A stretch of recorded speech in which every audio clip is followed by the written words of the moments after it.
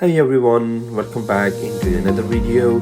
Today we have Apple iPad 8th generation, which is size 10.2 inches. My customer just broke the main LCD inside, which is called the display. So we are going to change the internal display. So normally we change the top digitizer, but here today the customer's key just broke the internal LCD. So I'm just trying to save the top touch. So I do have the new LCD with me. So here we go. So different people use different tools. Here the easy way, which I found, I can use that the razor blade, which is very easy. You can go into the very small gaps, and also it can cut the glue inside as well. Here because this is my regular customer, he bring me the same iPad bag, because the last time I changed this same digitizer. So it was very easy for me to open up the digitizer. So here you go. You can see I just trying to open the screws inside. So please make sure when you try to lift up the screen, normally the screen is very strong, glued on the corners where the screws are. But in this case it was already open, so I can easily lift up the screen. So when you are just trying to open the screen, please make sure on the glue side, where the glue is normally on the screw side, please just make sure to remove the glue first, then just lift up the screen.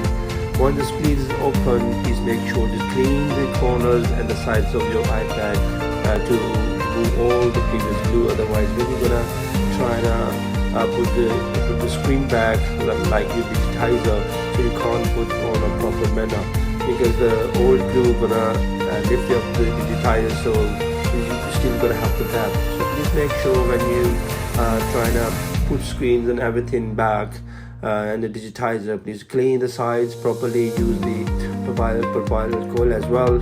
So it's gonna make sure like you're putting the screen in proper manner. So here you go. You can see I just using that the scraper kind of thing, which is gonna remove all the previous glue from here, and it's gonna make things easy for me.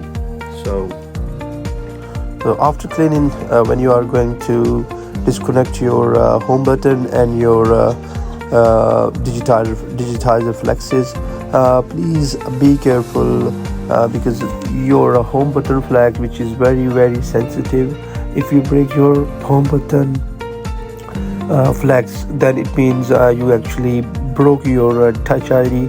Once your touch ID flex is broken, you can't use the touch ID, so be careful with that.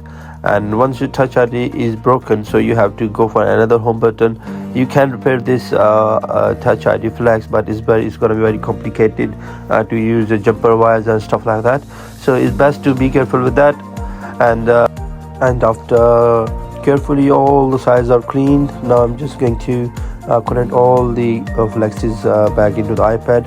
Please make sure when you are going to connect digitizer flexes onto the motherboard, also be careful with the digitizer connectors, because these connectors are very thin, and if you just put onto the motherboard and if you trying to press, maybe you can damage the connector of the digitizer. So best to just a little bit put light on the bottom side of the connectors and just put on the right position and then press on it. Otherwise you can break the digitizer connectors. And after that, if you try to connect, if it's connected, then your digitizer is gonna behave like a glitch. Is gonna show glitch, is gonna keep running around. It's best to be careful when you're going to connect your connectors of digitizer. Once the digitizer connected, connect your new LCD gently, put the screws on, and just give a power to your iPad after that to check if it's working perfectly fine or not. Before you're gonna assemble, please make sure your touch is working perfectly fine or not. Normally sometimes your connectors are not properly placed onto the right positions, and then your digitizer don't work. So it's best, before you put any glue on the sides or if you're going to assemble, make sure your digitizer, like your touch, is working perfectly fine.